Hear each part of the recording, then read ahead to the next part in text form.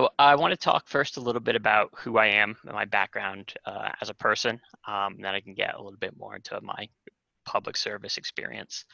Um, my parents met in Vermont, over in St. Johnsbury, actually initially, though both of them were from Massachusetts, which is where most of my family lives now.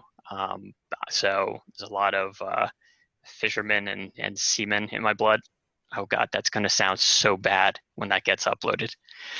Okay, that's the first thing that you'll recognize against me. And as gets put onto the Essex VT forums quite a bit, I will stick my foot in my mouth occasionally, and I will drop bad jokes. I like to think I'm a Jim, but honestly, I'm probably more of a Michael Scott when it comes to how well my jokes actually go over. Apologies in advance.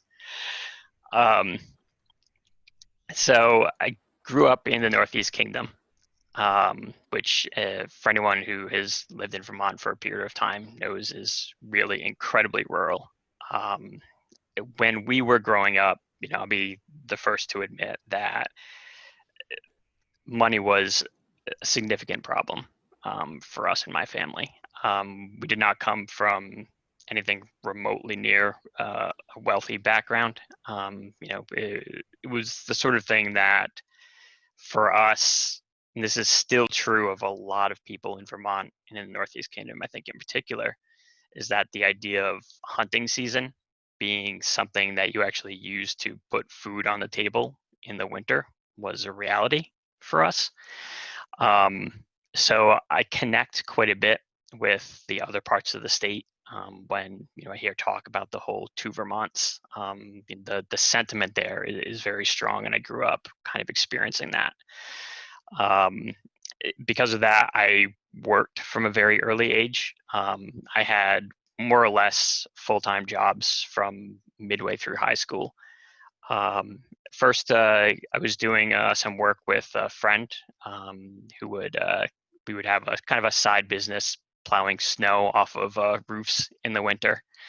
That was how we made money to afford cars to get to school and handle our own lunch money. I'm one of five siblings, so there were quite a few mouths to feed when we were initially growing up. And those were the jobs that were available. I would like to say they were the jobs that were available for a teenager, but that's not completely true in the Northeast Kingdom. I'm talking a lot about that because I think I kind of want to set as a background that most of the work that I did before I came over to college was rural work. It was work that was done on farms that I either grew up in or around.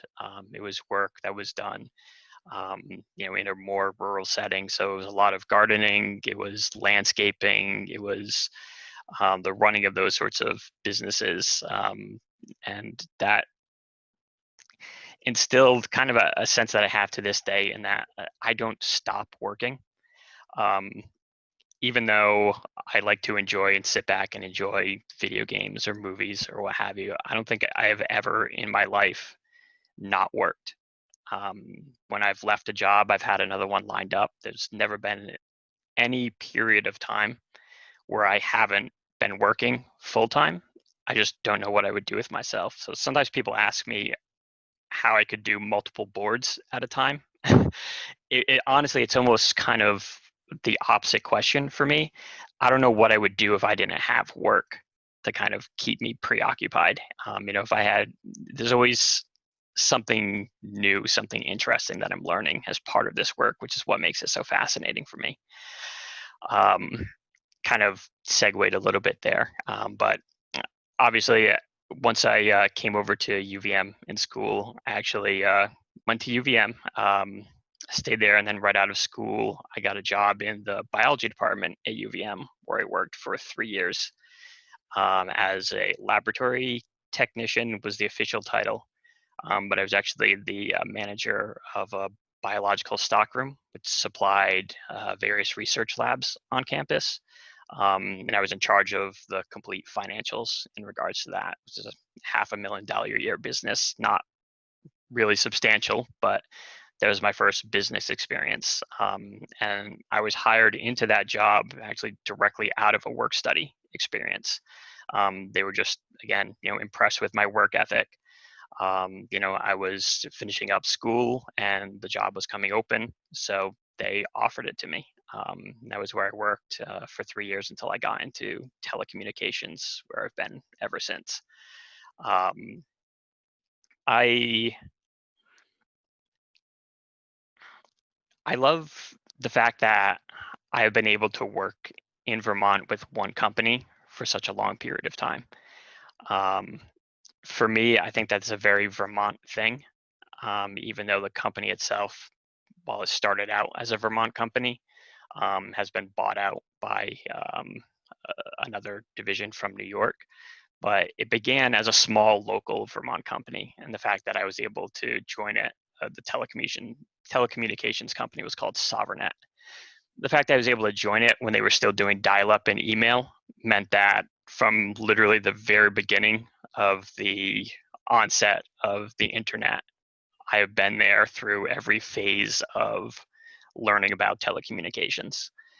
That's what I know. It's what I've have experience in. I've done repair work in everything from dial-up banks all the way up to fiber infrastructure. That covers quite a bit. DSL technology, it's some cable technology, and it's also the systems that use that as well. It is the what we're using now. It's whether or not connection is robust enough to do video chatting. It's the voice over IP services that are being able to be provided to businesses. So that's sort of my professional experience. The Dr. Vu. If it's okay with you, I'll move on to kind of my public service background. She, if for those of you who don't know, Dr. Vu is Deja. She is helping manage parts of my campaign and is also going to help kind of keep things on track today as we record this for future use. Thank you. Okay. So for public service, um, I told this story at Rotary probably 2 months ago, I think. They have new members sometimes longer than 2 months ago. We've been quarantined for like three, probably more like 5 or 6 months ago now. They have new members come up and introduce themselves and talk a little bit like what I'm doing now about their background and who they are. And they wanted me to talk about public service and why I was interested in Rotary and doing charity work. Um, and I took a very weird path, I think, in getting there. Um, I always enjoyed being social with people, but throughout my 20s, for the most part, I didn't really have an outlet for that helped other people. Much of what we did was, or much of what I did was more kind of independent theater work. I like talking to people. I like being parts of the art community. Um, so we would put on shows for people. We would do that, publicly, sometimes for no charge. There would be Shakespeare in the Park kind of things that actually Deja, who just walked away, did some directing for. But it wasn't until my 30s that I got involved with a group called Nightmare Vermont. Now, Scott is, there you go, Scott. Scott's on this call. He's one of the individuals who I actually met there. This is why we have such a long friendship. Nightmare Vermont was a haunted Halloween event that has a story structure involved with it. Kind of like a haunted house you go through, except there's a play that happens all around you when it happens, which, if you're into spooky stuff and haunted things, is great fun. But we were able to use that to take the proceeds and give those to charity by working with the South Burlington Rotary. And that was honestly an incredible experience for me. I'd written stories, I'd written plays before this, But I've never had an opportunity to use, any of like the inner creativity that I had in any way that helped people beyond just putting on an event that I enjoyed doing. Um, and this was really eye-opening for me. So I started getting more involved with it. I stopped being just an actor in the event, and I became a director and a writer for it. So for 10 years, I did that. We put on that many shows. So I would direct, I would act in it. I would, more specifically, the part that I enjoyed the most was I would be in charge of the charitable giving portion of it. So half of our proceeds would go towards putting on the show for the next year, and the other half we would find a donation for a worthy charity in the area, and then be able to see how that money could make a difference. And doing that for me, like, cemented home that it was more than just enjoying writing a play and putting it on, but it was that I was able to help people by using a talent that I had that I didn't really think was much of anything at all. The stories that I wrote were really pretty niche. I mean, you kind of have to be a horror fan to be super interested in scary Halloween plays. But this is a way that we could make lots of money, um, for really great causes, and we did. We've given a lot back locally. Dell's Ride is a local charity. Scott runs a camp for underprivileged youths, Camp Exclamation Point, to give kids, shout out Scott. So we gave money for that, so they could do that each summer. The South Burlington Rotary, obviously, steps to end domestic violence. I mean, the list goes on. But over the years, I mean, we raised over $100,000 in, charity, that we were able to donate and parcel out. And as that event kind of wrapped up and I ended my time there, I was looking for other things to do because it left, it left something where I knew that, what I really wanted to do was help people now, but it's difficult, maybe I think with a technological background, to go into specific location and say, hey, I can come in here and I can make a difference. I could. So for me, that started with the school board. I thought maybe some of my tech background might be helpful, and my daughter was getting to the age where she was entering into the school system, so I thought it might be a nice fit. And that's what I've done since. Entering into public service here in Essex. I spent 2 years on the Prudential Committee here in Essex Junction, and then 3 years on the Essex Westford School District.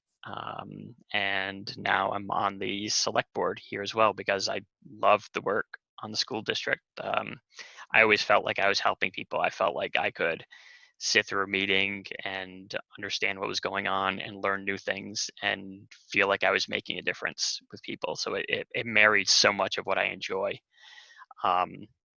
into just one thing that I could do. That's why I continue doing it, and why I will want to continue doing it into the future. It's not just a simple need of the community itself, but it's something that I love doing. So I think that is pretty much it for background. Deja, if you wanted to talk about, or actually, I guess we can unmute everyone. We have few enough people here that we don't need to worry too much about crossover. But if anyone has any questions they want to ask me as a candidate, I think we can start there. And then once we get a few of those out of the way, we can also ask about any Essex questions. Yeah, and everyone should be able to unmute themselves. That permission is on. Awesome. Thank you, Deja.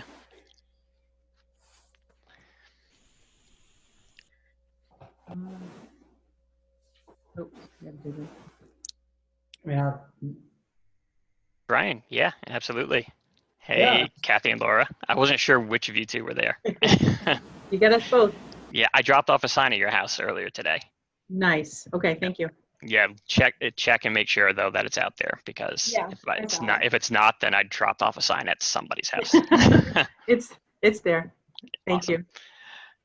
So, Brian, sorry, didn't mean to interrupt. No worries. I just I was wondering what your top three priorities were for when you got to Montpelier. Sure, absolutely. So COVID obviously changes everything. It's the biggest game changer that maybe the world has seen in 100 years, outside of world wars. Um, but a lot of what I see as my big platform issues kind of marry very much into what is going on with COVID right now. Um, the first of those primarily, and this is perfect for my background, is the lack of broadband and broadband structure throughout the state. It's been a problem and an issue for multiple governors now. And as I've been watching it, the issue itself seems to be a fundamental lack of understanding of the physical infrastructure in the state.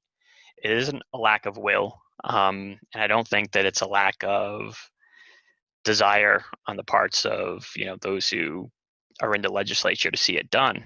But I really don't think that anyone is aware of the sheer investment amounts that are required to provide rural broadband.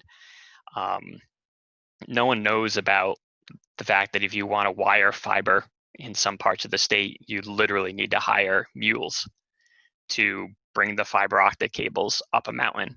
I do know this because our company has literally had to hire that guy, the one who owns the donkey, who carries the fiber optic cable up the mountain trails.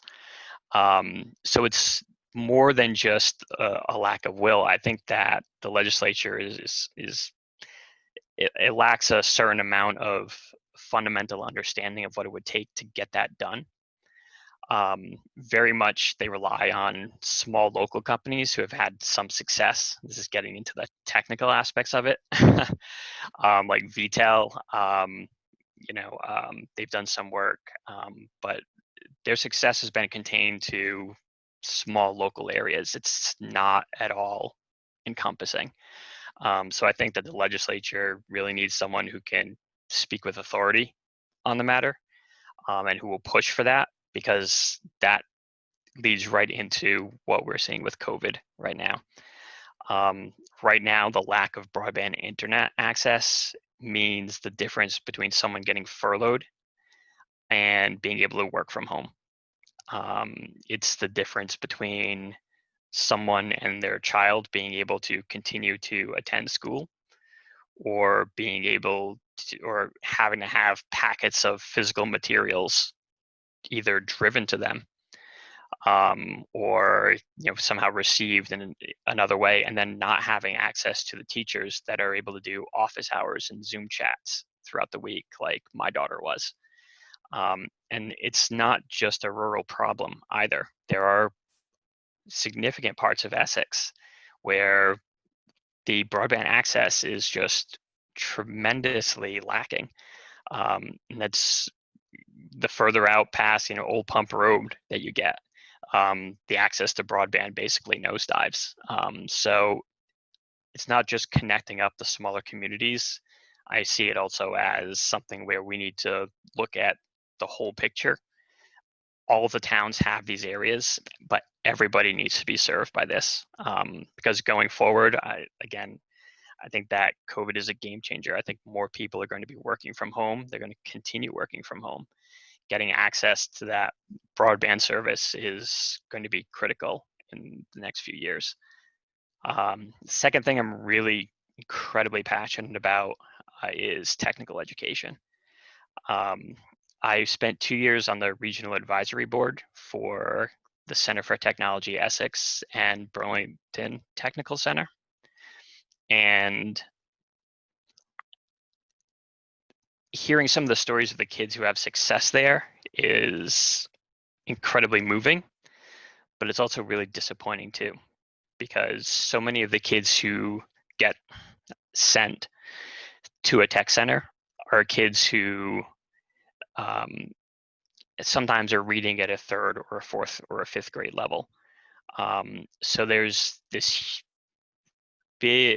significant gap in the kids who end up having to go to the tech center and where they have to start their learning from. If they're taking English classes within the tech center, if you have a kid who is still at a 5th grade reading level and someone who is coming in at an 11th grade reading level, obviously, what do you do with that?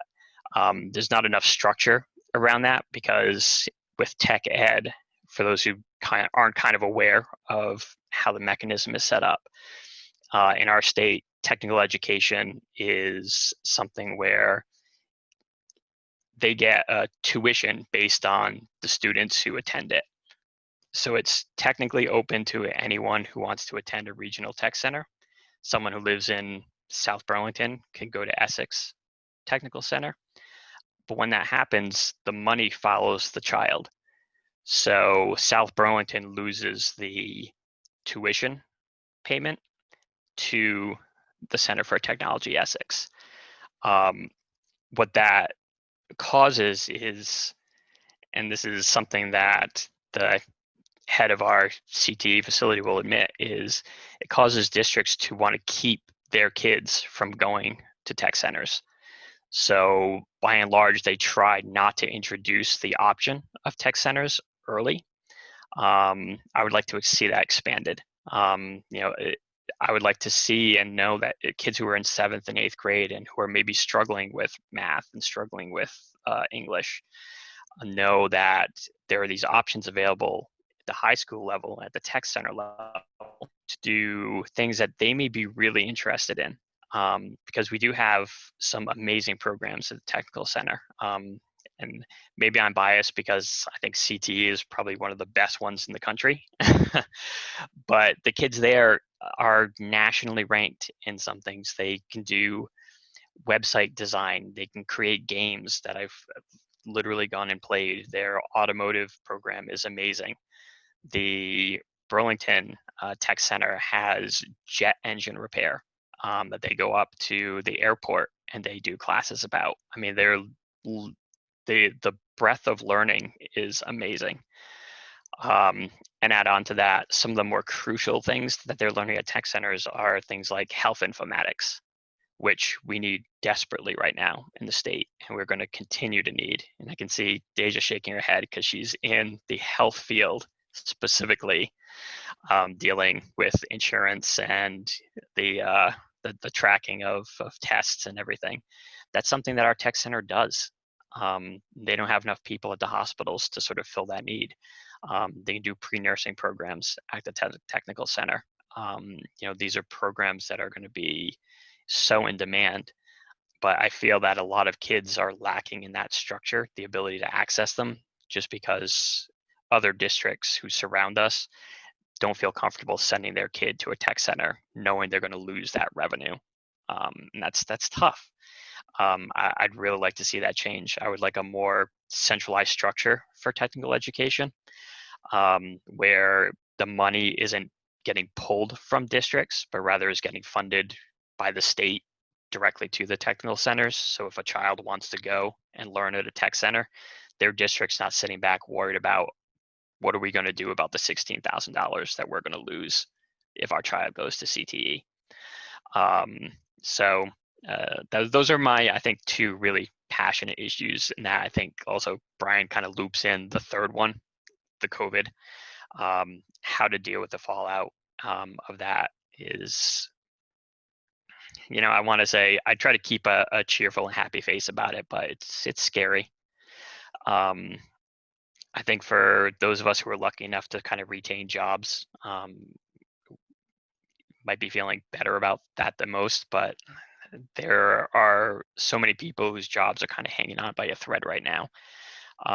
Restaurants who are kind of on the verge of deciding whether or not they can stay in business. This is part of what I do as a select person. I go out, and I have been to restaurants around Essex, talk to the owner of Mimo's, talk to the owner of Jules on the Green, and getting a feel for whether or not they think they can continue to keep their people employed. It's not easy. So many of these companies are just on the verge right now. And now that rent is coming due and mortgages are coming due and the whole idea of relief from evictions is passing. We're going to see so much kind of hit us all at once, as far as people who may be losing jobs, losing the ability to pay mortgage, to pay rent, to pay taxes that are due in September, that we're kind of really only at the beginning of this. So someone who has a background in knowing how all these kind of taxes sort of mix with one another, I think is something that I can, or at least maybe it's a conceit of mine, but I think I have a kind of a pretty good idea of how everything is connected, in the town, in the junction, how businesses work together, how the larger scale structures that we have in place, impact the smaller ones. So that was a really long-winded answer to your simple question, Brian, but there we go. There's my 3 things. Does anyone else have a question they'd like to ask? Yeah, we have Yes. a question. Is that okay? Of course, absolutely. All right.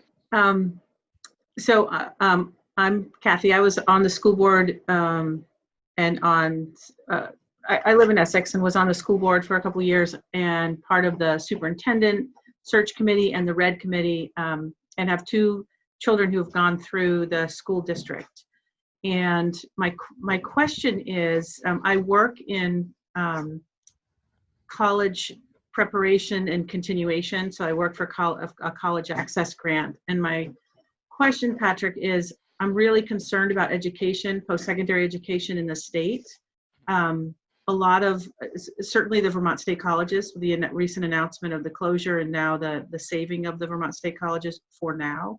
Yeah. I'm a graduate of Johnson State with my bachelor's degree and a graduate of Virginia Tech with my master's.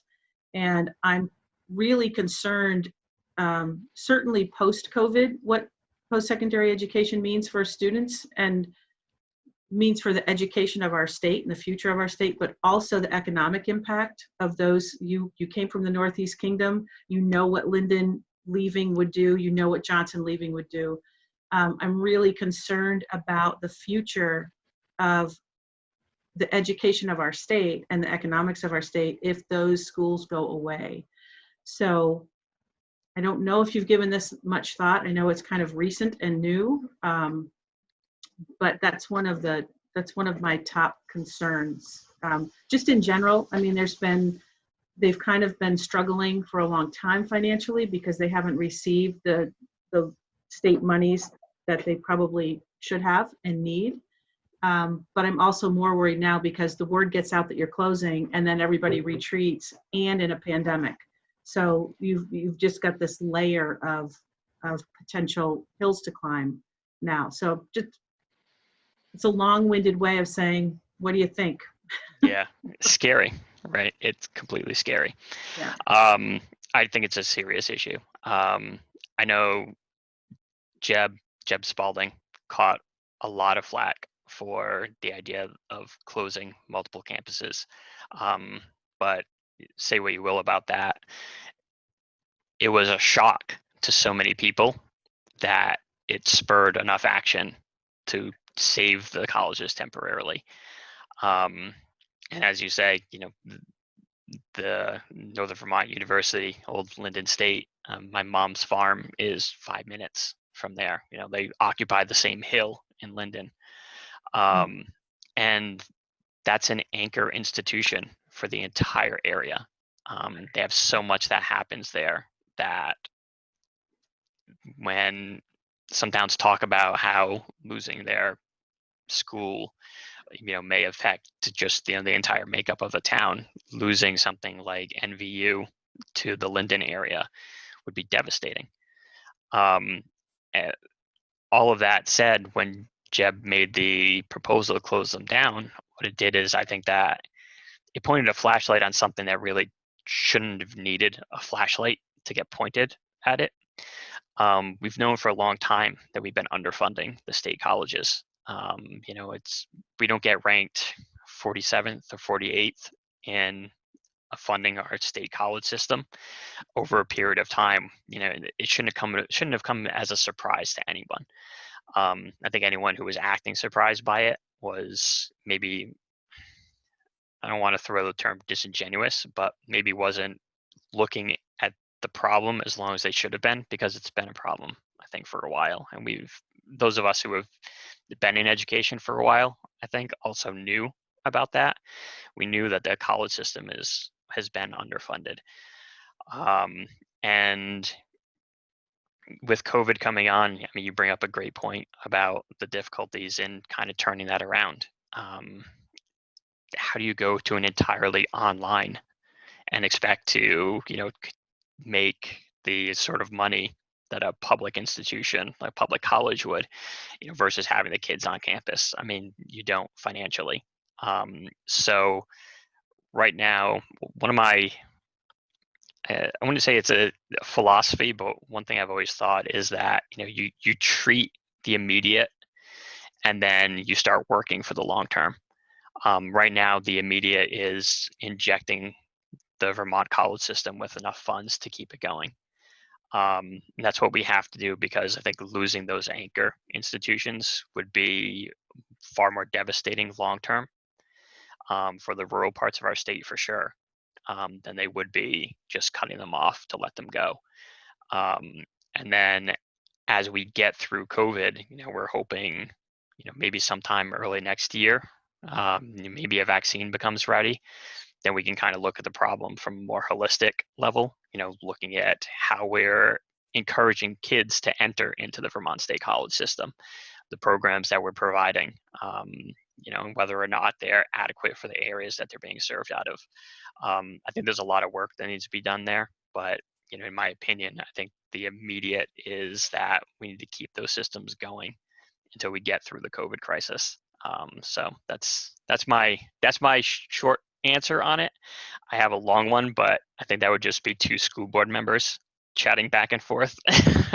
So this one makes a nice soundbite. Great, thank you. Yeah, absolutely.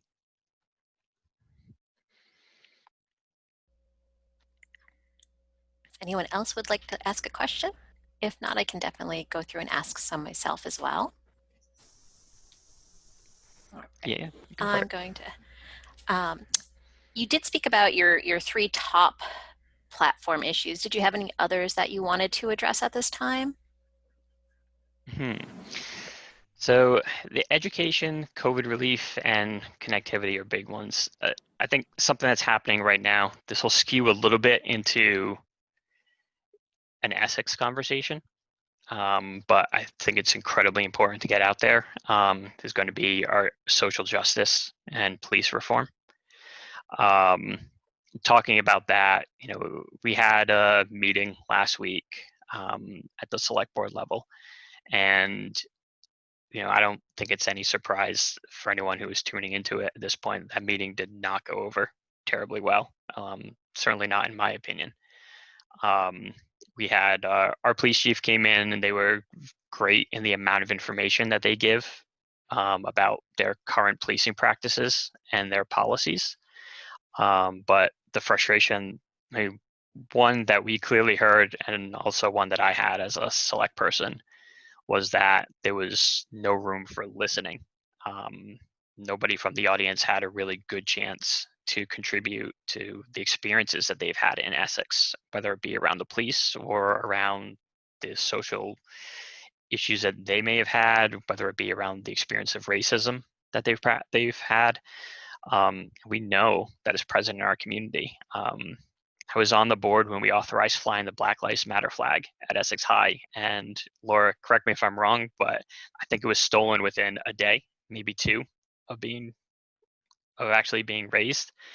I mean, it's just the racism is there, but it's hidden. Even in towns like ours, where we don't hear about incidences with the police, we need to give the opportunity to have people come and tell us where their experience is, so we know where the problem is. And we didn't have that opportunity at all during the select board meeting. After that, I wrote an email to our select board chair asking for another meeting as soon as possible so that we could get community feedback.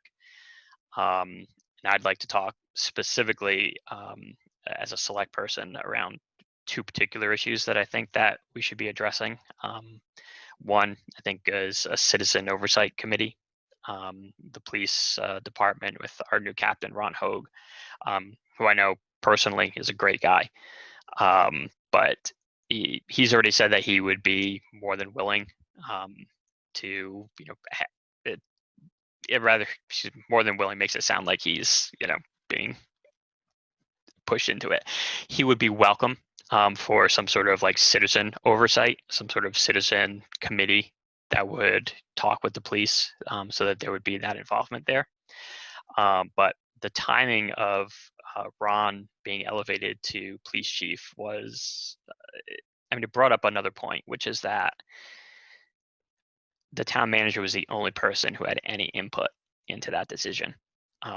It was made by,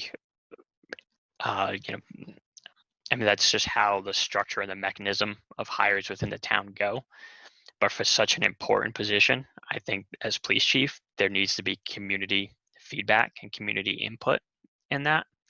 So I would also like to see a committee formed whenever there's a police chief vacancy that's going to have input, community input into who gets selected, the hiring practice, how that's going on.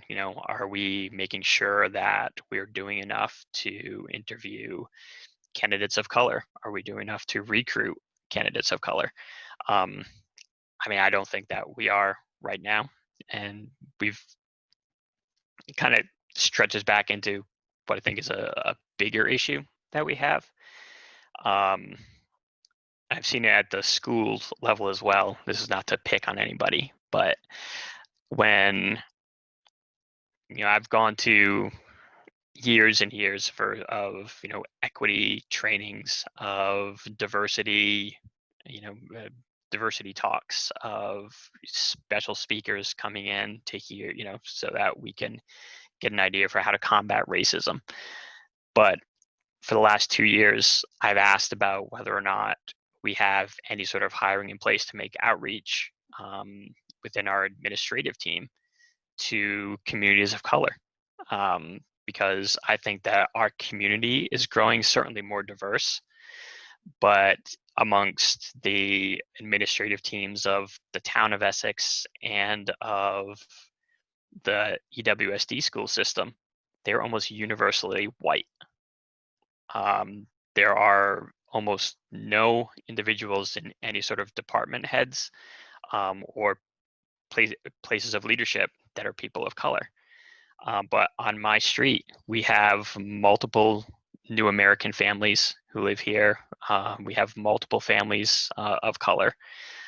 So I think our community is getting more diverse, but the leadership surrounding it has not followed suit. And I think that it's been easy for us over the last several years to kind of say, yeah, I went to this panel about racism and it was great and I learned so much, and then just kind of let it go until the next year comes around and we're looking to sign up for more courses at our annual meeting again. The tough part is making that outreach, and how do you do it? In my opinion, you need to devote funds to it, and you need to devote funds to it over a period of years. If you're going to make outreach to seek out educational leadership, do that to historically Black colleges, but make it not a one-time thing. You're not looking to go out and hit a job fair and then say, come to Vermont and pack up and then go home. It needs to be something that you do with great intention. And I think that needs to be something that happens year after year after year to show that your community, your business, your whatever is committed to the process. This is an idea that I'm shamelessly stealing from the Vermont State Police, who have done almost the exact same thing. They have made outreaches to historically Black colleges, and they've seen the number of hires that they can make among people of color raise a significant percentage since they've started doing it.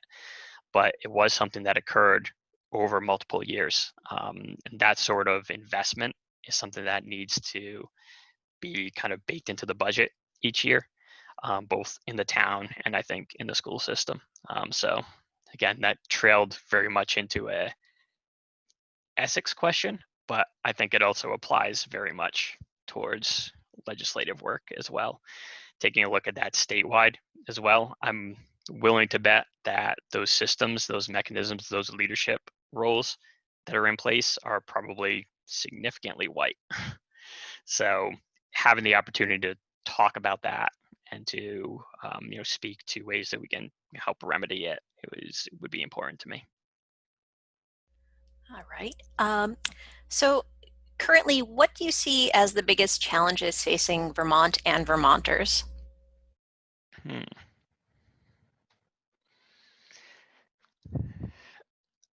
Right now, I think it's COVID-19. If you would have asked me this question probably 6 months ago, I would have said it might have been affordable housing and climate change. Affordable housing, I think for sure here in Essex is an issue. It's very difficult to kind of find a place that's going to be affordable for a median family income here in Essex, especially if you're looking to buy a home. The rental market's not great. Climate change is a massively serious issue that has been put on the back burner for so long that we're basically out of time to deal with it. But now we find ourselves in a situation where we have something somehow even more pressing to deal with, and that's a pandemic. And I think that is probably the most pressing issue, is how we're going to get through the other side of this pandemic intact, whole is a good way of putting it. The initial instinct, I think, is to start cutting funds in places. The furlough of workers for sure, until the pandemic, dies down a bit. But every time that happens, you're worrying about whether or not you're going to be able to rehire that person on the other side when everything starts to reopen up again, whether or not the business that's furloughing you is actually going to be in place on the other side of the pandemic.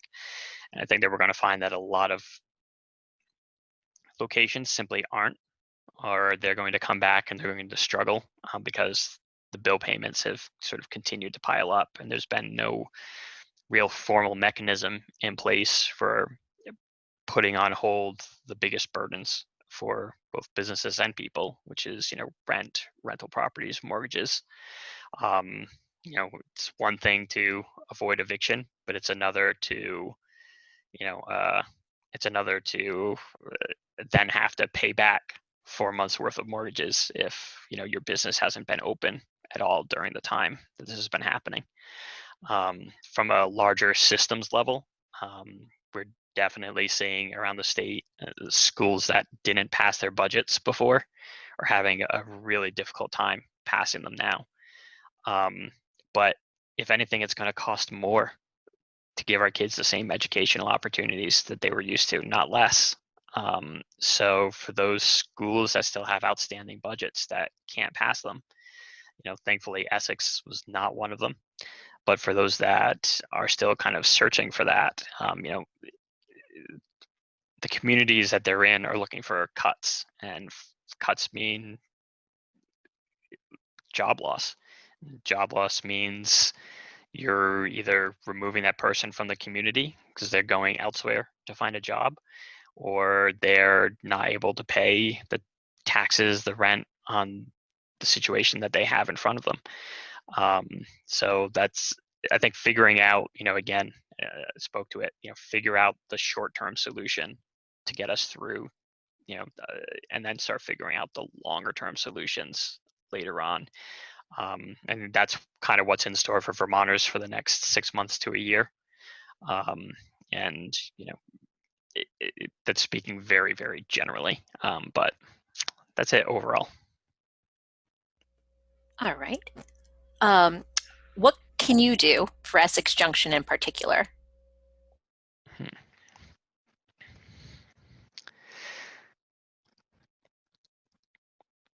So I think for Essex Junction in particular, keeping the businesses that we have here working keeping the places that we have in our community that people turn to for help and for assistance funded is going to be important, incredibly important for Essex.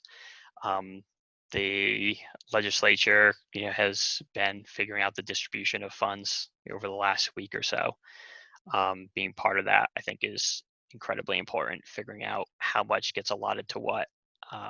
Our select board chair, Elaine Haney, has spoken quite a bit about how she doesn't think that the amount allotted for businesses is enough, because there are so many who are losing out on so much revenue that the system is going to be kind of overwhelmed by the amount of requests that they're going to get. That's something that worries me. The small local businesses that we have around here, they're part of that lifeblood of the community.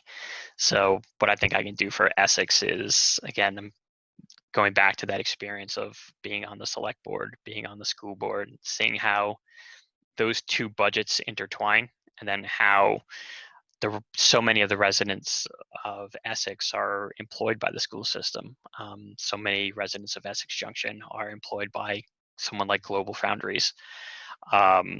So being in touch with those places, while at the same time, since we have so much going on with social justice right now, and fixing the immediate, those who are lacking food insecurity, making sure that the food shelves stay funded, that those programs continue to be in place throughout the extent of this crisis is going to be incredibly important. Certainly something that as select board members, we've been really worried about and keeping our eye on. We have expended some funds that was surplus to sort of give money to those charities. We'll kind of look at things a little bit further on as well. There are some programs in place to hopefully encourage people to spend money in town to keep businesses going. But as far as what I can do for Essex Junction, I think part of it is being able to sort of direct that state money where it needs to go. I think it's really important. You seem to joke a lot to some public criticism. Do you think that you're actually funny? I think I'm incredibly funny. I do. Now, I don't always get a laugh, but honestly, I will probably never stop trying to make the joke, because I think that if you were in a 3 or 4 hour long meeting looking at the minutia of budget stuff, being able to crack a joke, even if it goes over really badly, is incredibly important. It's part of how I stay sane. I said earlier that I love doing this work, and that's completely true, but it can be tedious sometimes. So yeah, tossing out the odd potentially really bad joke here and there is going to continue to happen, and I will probably put my foot in my mouth more than a few times, because I've done it before, and I'll continue to do it, but I'm not going to stop. I want to let you guys know that Ken has a question. Sorry. Oh, no, thank you, Kathy. Testing my mic. Can you hear me? I can, Ken. Hey, how's it going? You are funny. Oh, thank you, Ken. I appreciate There's no that. question about it. You are funny. We owe you. All right. So I'll try to make a relevant question for me. Sure. I won't be voting for you. Obviously, I'm not in 8-2. But if you're so fortunate enough to be elected in 8-2, how do you plan to represent the 11,000 people from the village that you'll be representing as an 8-2 rep by day, and then the 22,000 people that you'll still be representing on the select board at night? That's an awesome question. I have thought about it quite a bit. And I know that we may fall into two separate camps on this sometimes. I hate that there are even camps on it, to be honest, but I know that there are. But I think that I can do both. I think that I do both right now as a select person. I do represent the entirety of the town of Essex, and I always will. But no one is, everyone understands that I also live in Essex Junction. There's always going to be that idea that, Pat doesn't really represent those of us who live in the town outside the village because he's in Essex Junction. I just honestly try to be as logical as I can about it, and I try to apply kind of a fairness doctrine in totality. What I mean by that is when I look at things like the idea of like 3-3, opening up potentially a can of worms. I'm completely for the idea of more local representation. My biggest issue with 3-3 has always been that it's not an odd number. And I really have a fundamental issue with not having the ability to kind of break that tie. I can save you. Yeah.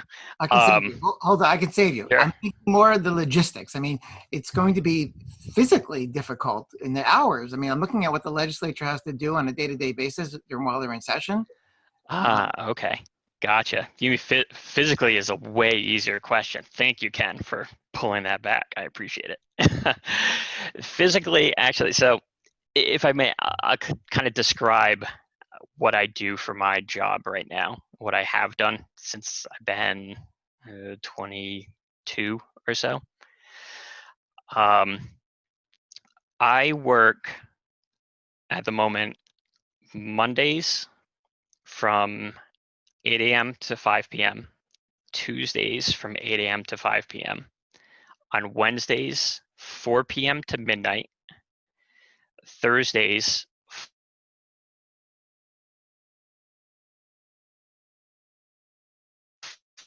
and then on Saturday, I go in from 8 a.m. to 4 p.m. with the occasional 8 or 16-hour shift on a Sunday in there. I do that, and I have been doing that on top of doing the select board and the school board for the past year. And with the exception of since COVID and these a few overlap meetings that normally were not a problem before, but had been when my when my school board term kind of ran 2 months later than it was, I was able to attend everything.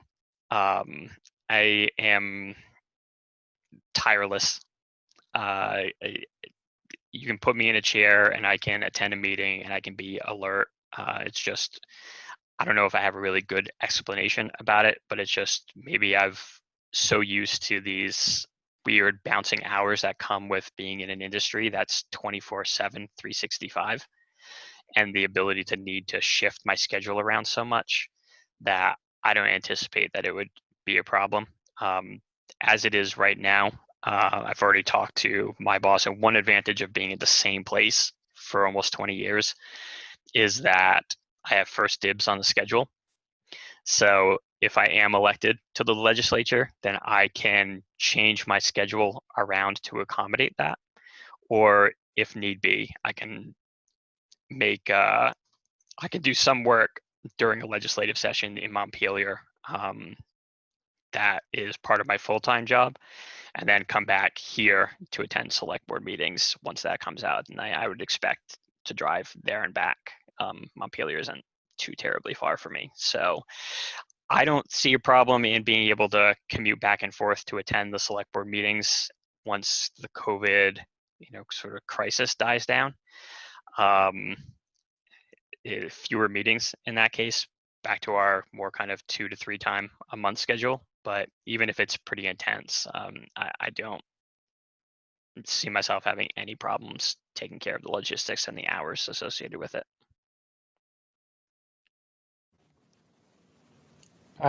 Scott?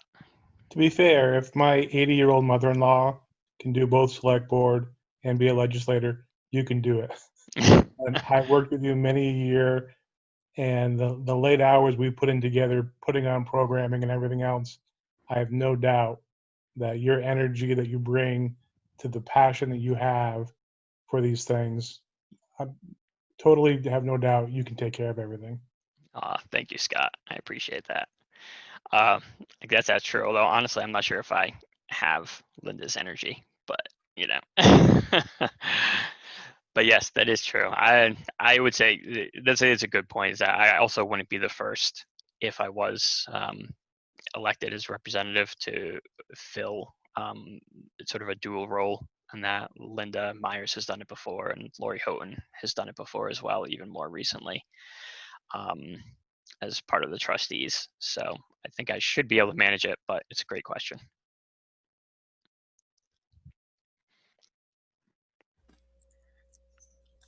Let's see. The only other question I had was in regards to how you see ways to tackle racial inequity and social justices like police reform. And I do know that you've already spoken on it, so I didn't know if you had anything additional to add. I mean, I can tell you what we're looking to do now, or at least where kind of Essex is looking to go from here. I see my kind of leadership on a local level is sort of intrinsically tied to what I might do at a state level. Or at least the current proposal is that when we bring back the police to the table to speak with the community as well locally, I think we're going to be looking at a couple of things. One is to have the Peace and Justice Center sort of take center stage with setting up those conversations and being the facilitator between the community and our local police. I want to see us expand our role with the Howard Center.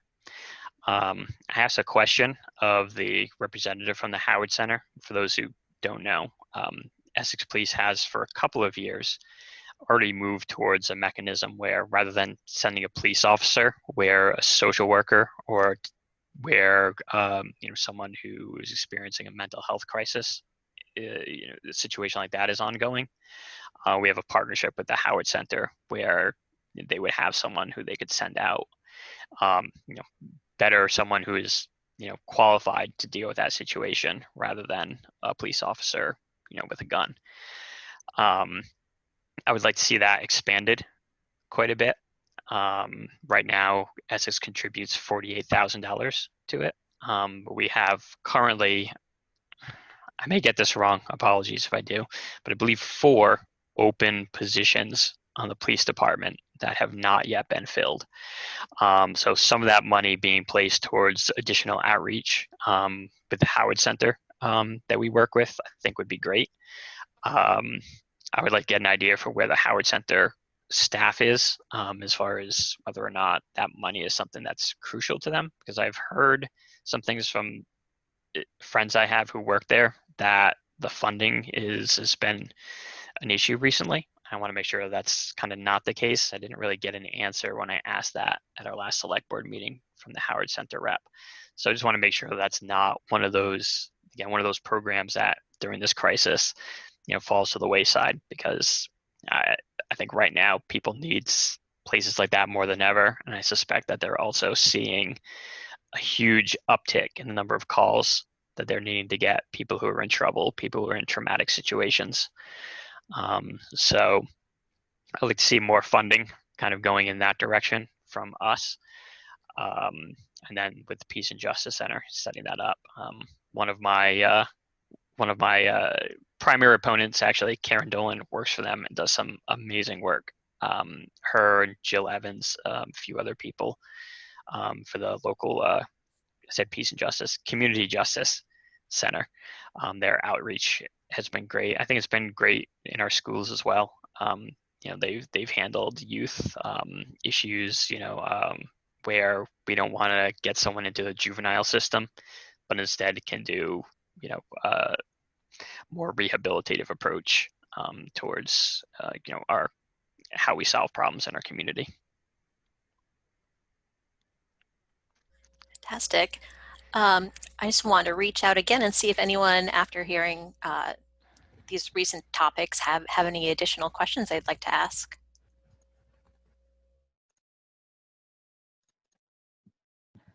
Patrick, I just want to say I agree with one of your earlier statements about technical education. Mm-hmm. And I have some thoughts about that on a statewide basis. So at some point, if you want to talk offline, I would love to share some ideas I have with you about that. Yeah, absolutely. That would be fantastic. Yes, I'm always happy to talk about tech ed, as Bob Travers is knows very well by now. Great. That's awesome. So yeah, if there's nothing else, I think we'll wrap up there. And appreciate everyone coming and listening to the my spiel, as it were. I will keep making jokes, so be prepared for. Oh, I'm sure people are prepared. Yep. And if anyone wants a lawn sign, just please feel free to send me a message, and I will make sure I get one to your house. All right. Thank you. Thanks, everyone. Time. Thanks, Pat. Thank you, Bye. Pat. Bye. Bye.